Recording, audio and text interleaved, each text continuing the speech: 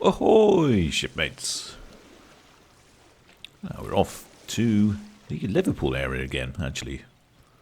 More importantly, the River Dee that separates Wales from England. And if you fly along the River Dee, we'll find a very unusual sight of a landlocked ship.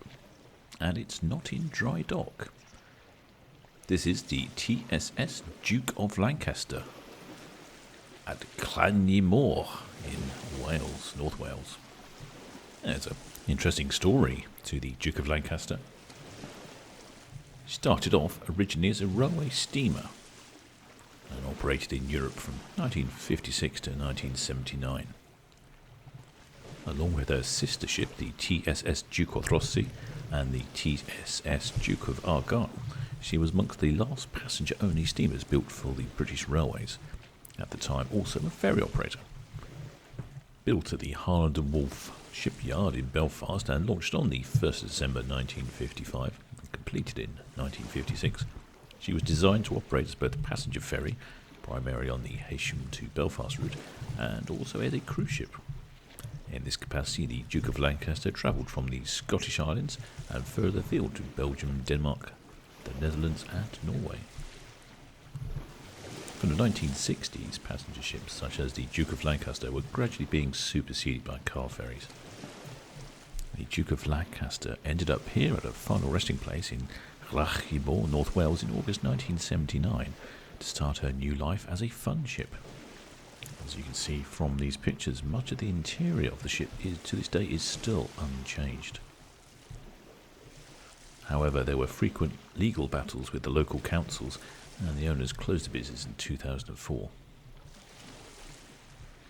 Despite having large amounts of the exterior paintwork covered in rust, the interior of the ship is in good order. You can even see the original bridge, and here are some of the amusement machines from when it was part of the funhouse. In early 2012, several local arcade game collectors made a deal with the company and purchased most of the coin-operated machines left behind on the ship at the time. Moving the games required the use of a crane and other heavy lifting equipment. In more recent times, in August 2012, a Latvian artist known as Kiwi was commissioned to spray paint a design on the ship. The ship was covered with graffiti, described as bright and surreal. As you can see now, this graffiti has been painted over and the ship returns to almost her original colours of dark and white.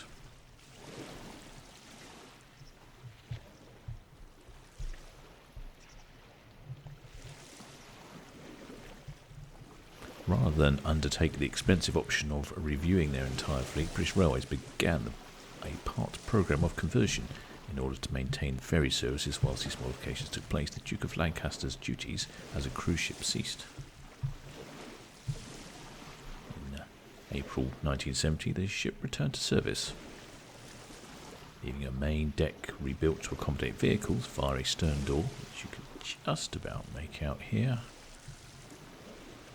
The ship now provided space for 1,200 single-class passengers and 105 cars, with a total of cabin accommodation for 400 passengers.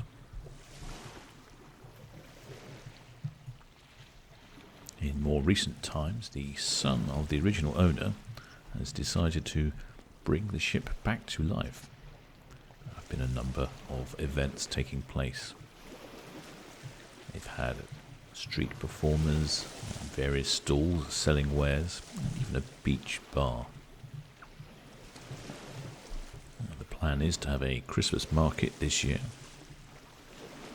and then to further renovate the ship and open up the upper decks by turning them into various bars and open areas for seating.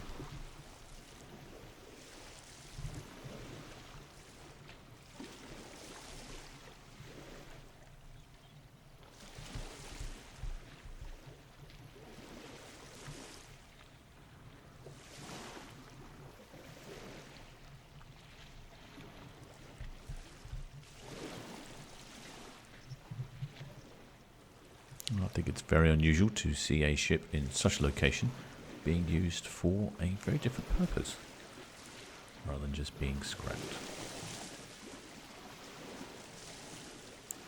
Most of the time, I was struggling to avoid the birds. Well, I hope you enjoyed that one, shipmates. Something a little unusual. Until next time.